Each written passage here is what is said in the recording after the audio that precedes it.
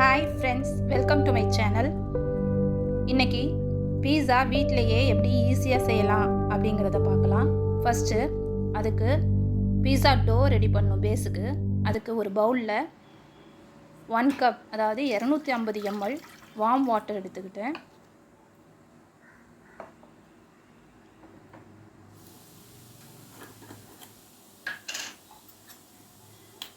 அதோட east activate ஆகிறதுக்கு நம்ம சுகர் சேர்க்கணும்.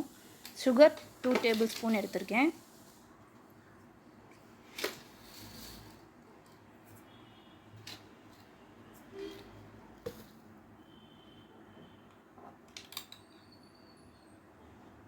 ஈஸ்ட் 1.5 டேபிள் ஸ்பூன் எடுத்திருக்கேன். இது மூணுத்தையும் நல்லா மிக்ஸ் பண்ணி வச்சுக்கணும்.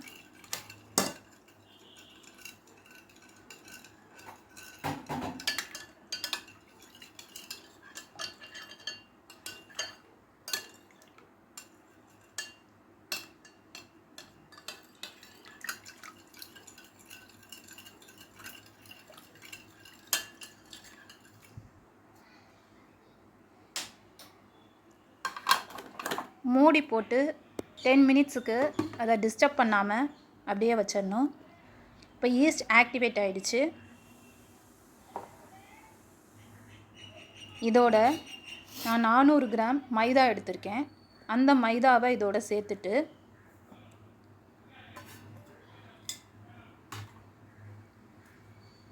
நல்லா மிக்ஸ் பண்ணிக்கணும்.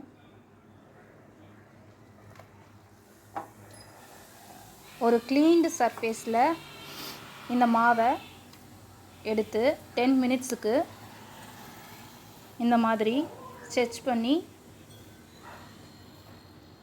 மாவு நல்லா சாஃப்டாக வந்ததுக்கப்புறம் இந்த மாதிரி சாஃப்டாக வரணும்.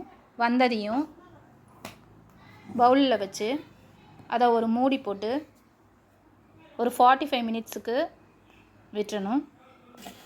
இப்போ பீஸா சாஸ் எப்படி ரெடி பண்ணுறதுன்னு பார்க்கலாம். அதுக்கு நான் பழுத்த தக்காளி ஒரு மீடியம் சைஸ் 5 நம்பர்ஸ் எடுத்திருக்கேன். இப்படி பழுத்த தக்காளியாக எடுத்துக்கணும். அப்போ தான் கலரும் கொடுக்கும், ப்ளஸ் புளிப்பு சுவை இல்லாமலும் இருக்கும். இதோட 3 பெரிய பல் பூண்டு எடுத்திருக்கேன். சின்ன பல்லாக இருந்தால் ஒரு 8 to 10 நம்பர்ஸ் எடுத்துக்கலாம். அதோட சால்ட்டு 1/2 டேபிள் ஸ்பூன் எடுத்திருக்கேன்.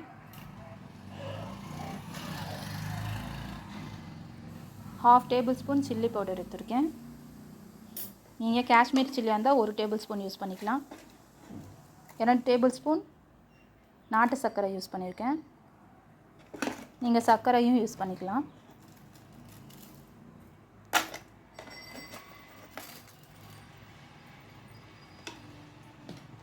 ஒரு table spoon tomato sauce use பண்ணியிருக்கேன். நீங்கள் தேவைப்பட்டால் யூஸ் பண்ணிக்கலாம், அப்படி இல்லைன்னா விட்டுறலாம். இதை எல்லாத்தையும் மிக்சியில் வச்சு கிரைண்ட் பண்ணி எடுத்துக்கணும்.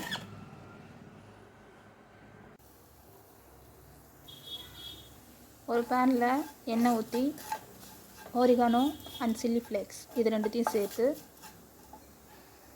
கொஞ்சம் மிக்ஸ் பண்ணதுக்கப்புறம் அதோட அரைச்சி வச்சுருக்கிற பேஸ்ட்டையும் சேர்த்து 1/2 டம்ளர் தண்ணியில் அந்த மிக்சியில் இருக்கிற மீதியையும் இதோட கழுவி சேர்த்துக்கணும்.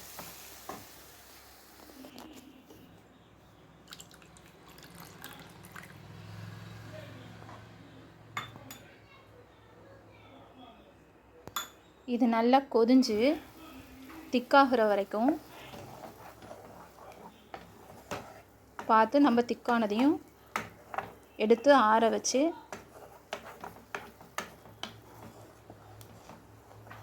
எடுத்துக்கலாம். இதை ஏர்டைட் கண்டெய்னரில் போட்டு ஸ்டோர் பண்ணி ஃப்ரிட்ஜில் வச்சுக்கலாம்.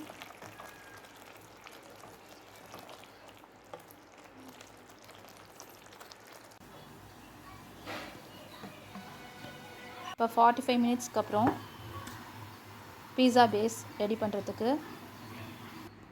மாவு எடுத்துக்கணும். எடுத்து இப்போ நான் பண்ணியிருக்கிற டோ 2 பீஸாவுக்கு வரும். இந்த மாதிரி பீஸா பேஸ் ரெடி பண்ணுறதுக்கு பேனில் வச்சு அதை இந்த மாதிரி சைட்ஸில் விரலை வச்சு ப்ரெஸ் பண்ணி விட்டுக்கணும். ஃபோர்க் வச்சு ஹோல்ஸ் பீஸா பேஸில் ஹோல்ஸ் போட்டுக்கணும்.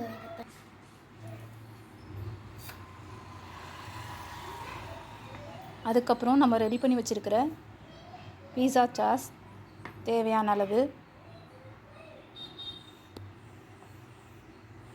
இந்த பேஸ் மேலே வச்சு அதை ஸ்ப்ரெட் பண்ணி விட்டுக்கணும்.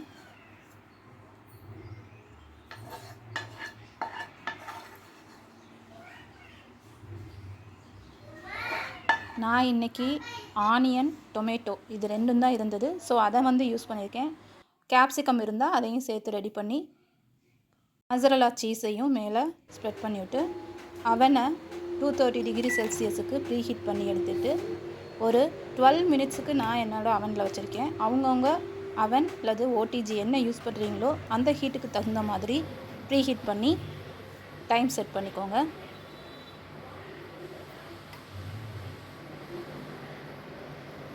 இப்போ டேஸ்டியான வீட்டிலே செஞ்ச பீஸா ரெடி. நீங்களும் செஞ்சு பார்த்துட்டு எப்படி இருக்குன்னு கமெண்ட்ஸ் பண்ணுங்கள். தேங்க்யூ.